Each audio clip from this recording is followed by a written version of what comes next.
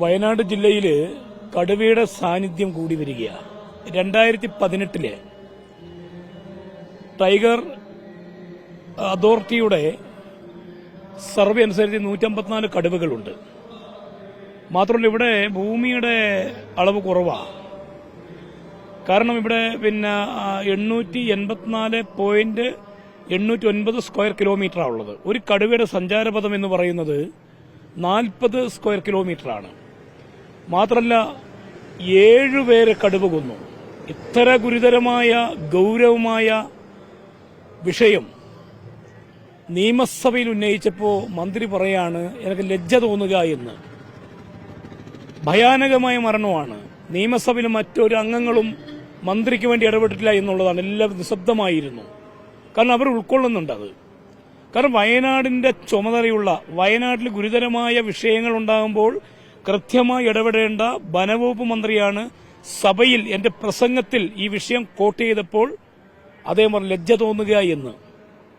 മാത്രമല്ല അദ്ദേഹം വയനാട് ജില്ലയുടെ ചുമതല ഒഴിവാകണം.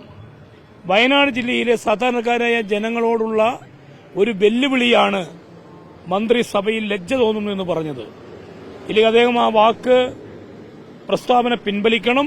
അല്ലെങ്കിൽ വയനാട് ജില്ലയുടെ ചുമതലയിൽ നിന്നും അദ്ദേഹം മാറേണ്ടതുണ്ട്. അദ്ദേഹം ഇവിടുത്തെ ജനങ്ങളെ വെല്ലുവിളിക്കുകയാണ്. അത്ര ഗൌരവമുള്ളൊരു വിഷയമാണ്. ഇത് സഭയിലാണല്ലോ നമ്മൾ അവതരിപ്പിക്കേണ്ടത്, ഗവൺമെന്റ് മുന്നിലേക്കാണല്ലോ കൊണ്ടുവരേണ്ടത്. എന്നിട്ടും അദ്ദേഹം പുച്ഛിച്ച് തള്ളുകയാണ് അതൊക്കെ. അതുകൊണ്ട് വനവകുപ്പ് മന്ത്രി എത്രയും പെട്ടെന്ന് വയനാടിന്റെ ചുമതല ഒഴിവാകണമെന്നുള്ളതാണ് ഇവിടുത്തെ 3 ടേമായി വിജയിച്ചു വന്ന ഒരു നിയമസഭാ സാമാജികൻ എന്ന നിലയ്ക്ക് എനിക്ക് പറയാനുള്ളത്.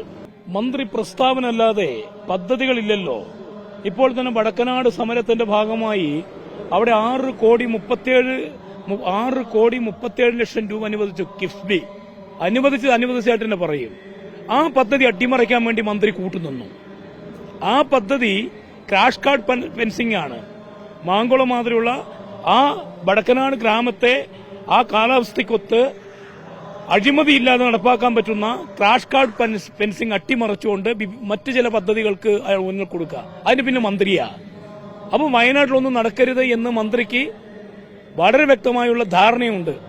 അതിന്റെ അടിസ്ഥാനത്തിലാണ് ഇദ്ദേഹം മുന്നോട്ട് പോകുന്നത്. അതുകൊണ്ട് തന്നെയാണ് അദ്ദേഹം ഈ ചുമതല, വയനാടിന്റെ ചുമതലയിൽ നിന്നും മാറി വയനാടിനെ തിരിച്ചറിയുന്ന, വയനാടൻ ജനതയെ തിരിച്ചറിയുന്ന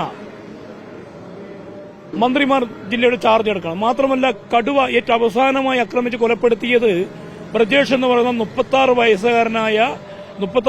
വയസ്സുള്ള ചെറുപ്പക്കാരനാണ്. ആ വീടൊന്ന് സന്ദർശിക്കാൻ മന്ത്രി കഴിഞ്ഞിട്ടില്ല. 7 പേരെയാണ് കടുവ മൃഗീയമായി കൊലപ്പെടുത്തിയത്. ഇവിടങ്ങളിലൊന്നും സന്ദർശിക്കാനോ കാര്യങ്ങൾ പഠിക്കാനോ ഒന്നും മന്ത്രി തയ്യാറല്ല. അത്ര മന്ത്രി നമുക്ക് ജില്ലയിൽ ആവശ്യമില്ല എന്നുള്ളത് തന്നെയാണ് ഞങ്ങളുടെ നിലപാട്. കേളുവിന് ഭരണപക്ഷത്തിരിക്കുന്ന കേളു MLAക്ക് കാര്യങ്ങൾ ബോധ്യപ്പെട്ടിട്ടും ഭരണപക്ഷത്ത് 20 മന്ത്രിമാർ, ഒരു മന്ത്രിയാണ് AK ശശീന്ദ്രൻ. അദ്ദേഹത്തിന് ഈ കാര്യങ്ങൾ മനസ്സിലാകുന്നില്ല എന്നുള്ളതാണ്. അതുകൊണ്ട് അദ്ദേഹം ചുമതലയിൽ നിന്ന് ഒഴിവാകണ്ടേ. സത്യം പറഞ്ഞാൽ അദ്ദേഹത്തിന്റെ മന്ത്രിസ്ഥാനമടക്കം രാജിവെക്കണം. വയനാടൻ ജനതയോടുള്ള വെല്ലുവിളിയാണ് അദ്ദേഹം നടത്തിയത് സഭയിൽ മറുപടിയായിട്ട്.